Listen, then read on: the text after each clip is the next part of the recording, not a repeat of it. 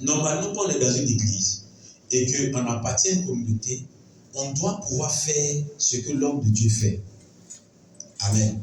Si c'est quelqu'un qui fait la délivrance, nous en tant que collaborateurs, nous en tant que, comment on appelle, des personnes qui marchent avec lui, on doit pouvoir faire aussi la délivrance. Si c'est un homme de Dieu qui fait l'enseignement, on doit pouvoir aussi faire l'enseignement.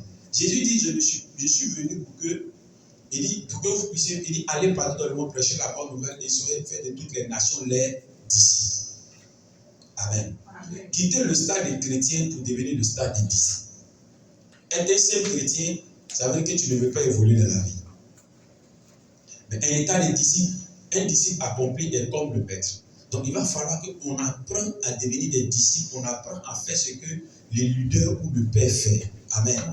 Vous savez, il peut y avoir que vous puissiez avoir des problèmes à la maison et qu'il n'y a pas de raison. Vous faites comment?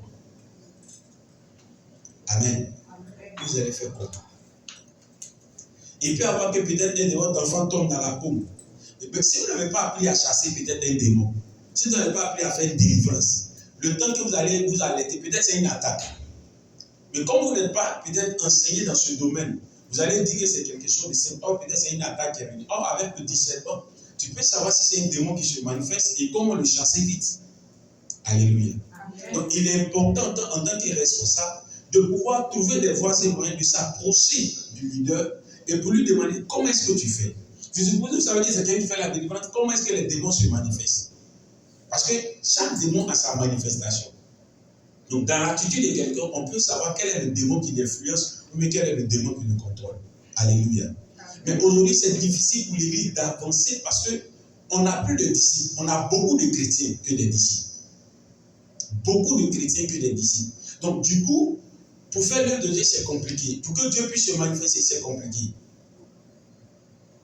Et si on n'a pas de disciples, on n'a pas de gens, ce qui fait que quand on prenait les églises évangéliques, nous, on est experts à avoir problème pour évoluer. On a un seul dirigeant, un seul prédicateur, un seul batteur, un seul pianiste, une seule chante. C'est le jour où il veut qu'on le change. Le jour où il ne fait pas l'église. Donc, comment les gens ne vont pas faire manier sur vous? Amen. Amen. Oui, c'est ça le problème. On a et c'est lui seul qui fait tout. L'homme a tout fait, le pion, tout. Mais le jour où la personne n'est pas là, vous faites comment? Or, Jésus est venu, il s'est concentré sur 12 personnes. Et malgré toute l'onction que Jésus avait, tous les fidèles qu'il a eu, c'était 120 personnes. Mais les 120 là, tellement il les a enseignés, tellement il s'est investi en eux, c'est grâce à ces 120 là que toi et moi aujourd'hui, on arrive à accomplir l'évangile. Si Jésus n'était pas venu pour la foule, à un moment donné, la foule a voulu le faire boulanger, un roi de boulangerie. Les gens le suivaient parce qu'il faisait un miracle de pain. Quand il a vu ça, il dit, il est parti ailleurs. Amen. Pour vous dire que, apprenez à ressembler à votre leader, ça va vous-même vous arranger. Parce que ça va vous permettre d'être indépendant spirituellement, peu importe l'endroit où vous trouvez.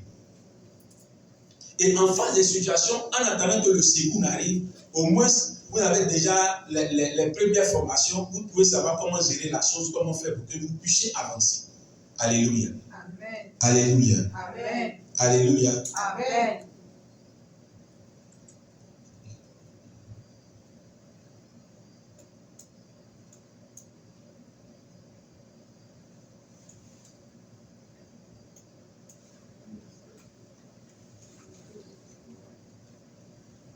Nous allons terminer avec ce dernier point.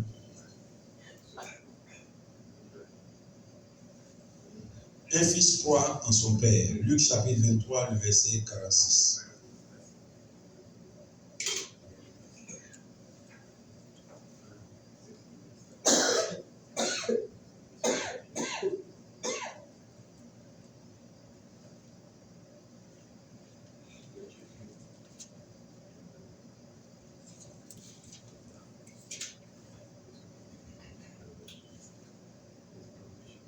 Alors Jésus poussa un grand cri et dit, Père, je remets mon esprit entre tes mains. Après avoir dit ces mots, il mourut. Amen. L'un des problèmes véritables que l'Église a, qui empêche l'Église d'être bénie, c'est que, bien aimés frères et sœurs, Chez moi, à l'église, je dis toujours et je le répète que si quelqu'un ne croit pas en moi, il est mieux qu'il parte trouver une église où il croit au pasteur. Parce que si tu es dans une église que tu ne crois pas au leader, je vous assure, ce n'est pas fétiche, ce n'est pas médical. Il y a des bénédictions, il y a des délivrances que tu ne vas jamais voir.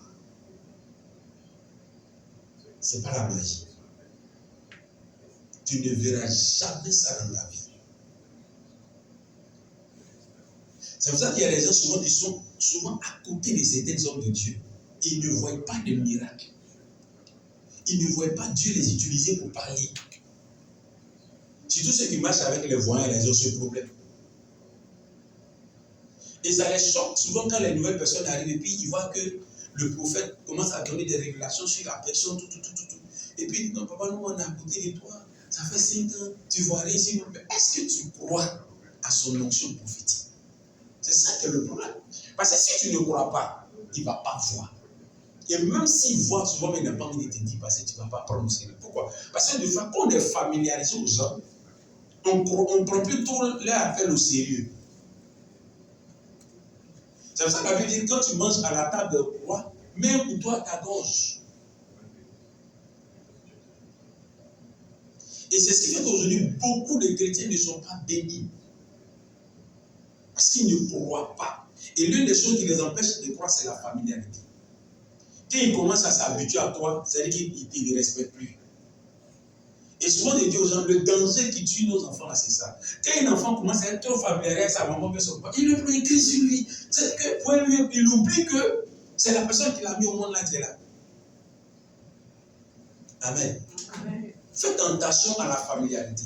C'est-à-dire que vous-même, la Bible dit qu'on ne déplace pas la borne des anciens. C'est-à-dire que vous-même imposez-vous des bornes. Pour dire que c'est vrai, même si le pasteur s'amuse avec moi, dans ta tête, il faut te dire que c'est ton pasteur. Peu importe, même si tu connais ses faiblesses. Je disais la dernière fois à quelqu'un au téléphone, il a dit, tu sais, quand vous m'appelez là, si on doit poser là, donnez-moi les bons exemples. C'est ce que je veux entendre. Mais les mauvais exemples, là, ça ne m'intéresse pas. Lui, là, comme ça ne m'intéresse pas. Et puis, je ne cherche même pas à rater. Ce n'est pas mon problème. Ce n'est même pas mon problème.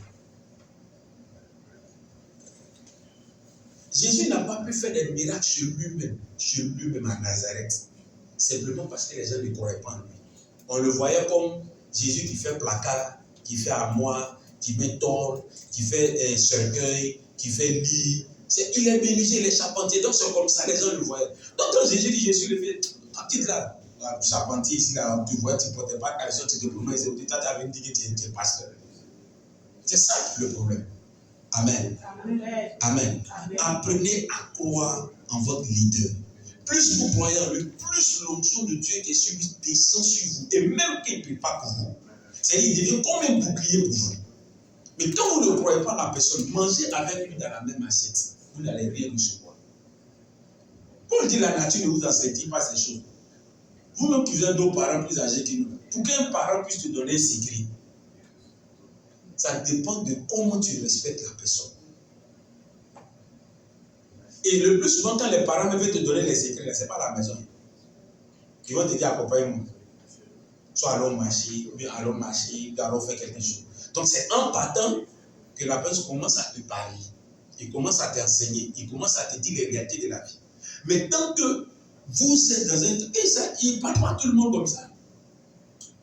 Donc il y a des secrets qu'on ne peut pas avoir si on n'apprend pas à croire à son papa. Et regardez nos enfants là. Les petits, c'est pour ça que Jésus nous donne d'avoir la foi comme des enfants.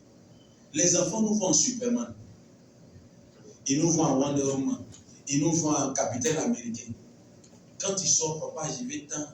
Il ne s'inquiète pas. Il n'a pas de soucis. Il ne sait même pas si tu t'en vas voler. Il ne sait même pas si tu t'en vas mendier. Il ne sait même pas si tu vas détruire ton honneur ou bien ta vie. Mais ce n'est pas son problème. C'est qu'il croit que son papa là, ou sa maman, c'est le meilleur papa ou la meilleure maman du monde. Ça s'arrête là. Il ne fait pas de comparaison. Quand un enfant commence à faire des comparaisons, c'est qu'il commence à se perdre. Il commence à se perdre. Mais tant que l'enfant reste et qu'il dit la maman que Dieu m'a donnée, ou le père que Dieu m'a donné, c'est le meilleur père. Cet enfant-là, même si les parents n'ont pas l'âge, il va réussir. Il réussira. Et c'est pareil dans le domaine spirituel. Amen. Amen. Amen. Amen. Donc, je nous encourage à pouvoir être des collaborateurs qui ressemblent aux leaders et qui croient aux faux leaders. Que Dieu nous bénisse. Amen. Tu vas prier le Seigneur. Tu vas demander au Seigneur de te faire grâce. Prions le Seigneur.